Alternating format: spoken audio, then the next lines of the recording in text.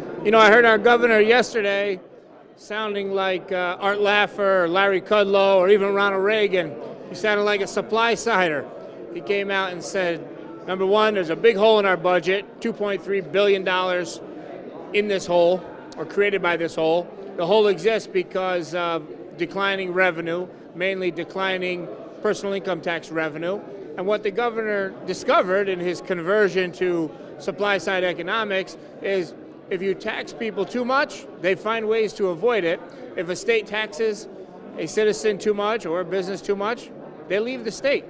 And that's what's happened. It's created this big shortfall. The governor seems to be surprised by it. I'm not surprised by it. You can go back 15, 20 years ago, Derek Jeter spent as much time as he could in Florida when he wasn't playing in actual Yankee games because he only had to pay taxes on the days he was in the state of New York plying his trade.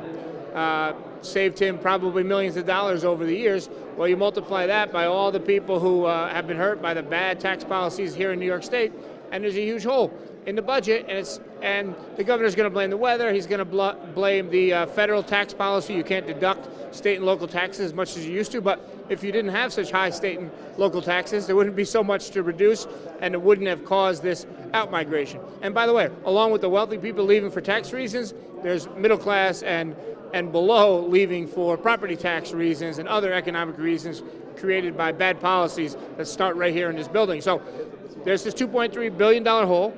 I have a solution. It's been my solution all along. Maybe we don't have to tax all these hardworking New Yorkers and drive them out of the state. We don't have to tax them so much if we weren't giving $1 billion to Tesla, owned by a billionaire, Elon Musk, where I guess we're giving $2.5 billion, although it's up in the air now, which is good, to Amazon, owned by the richest man in the world, Jeff Bezos. There's $4 or $5 billion of those kinds of programs in our budget, $500 million to Hollywood filmmakers. You know, if we cut that out, we cut it in half, we fill that hole like that. Now, my idea has always been get rid of all that stuff, get rid of all the government picking winners and losers, and take those billions and use it for across-the-board tax relief. Now is the time to do that. It would be a game change here in our state. And by the way, speaking of the Buffalo Billion, great report from the local TV news channel up in Buffalo yesterday. Buffalo Billion is supposed to be this great job-creating mechanism up there in Buffalo.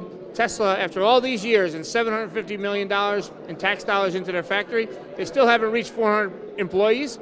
They have 400 Panasonic and about 400 Tesla, but they just laid off 50 people. And some of those people who were laid off are now speaking out, and they're saying, there's no way there's 800 employees in that building. They're not being honest about the job claims, which is something the governor should kick in the doors today and go take a head count. I mean, we're subsidizing all these jobs, but the problem with these programs in general, and the Buffalo Billion in particular, they become too big to fail.